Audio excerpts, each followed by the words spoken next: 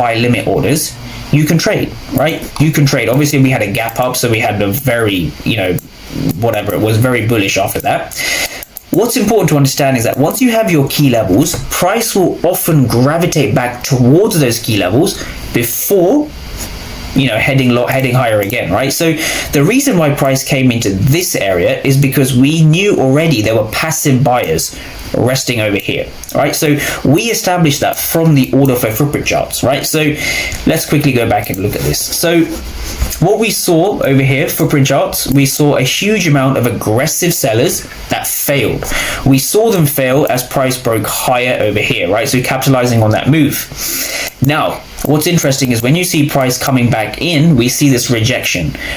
I want traders to study the rejection because the rejection is the best thing you can study, right? It's super interesting where we actually had a green candle, right? This was a green wick. Now, the number of traders who don't understand the wick is alarming. So let me explain to you how a wick actually works. When you see a wick forming like this, right, what that means is that aggressive sellers have failed, right? So I'm just going to write AGG.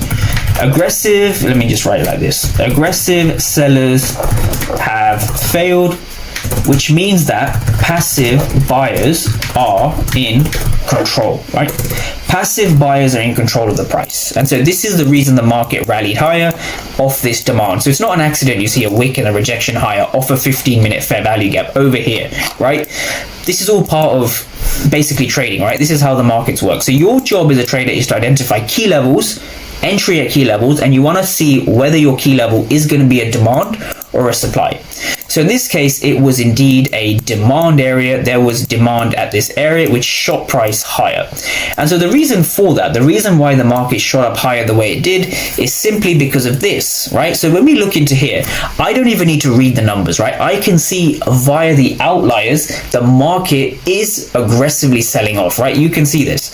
So 516 for 98. That is this wick over here. In fact, I'm going to zoom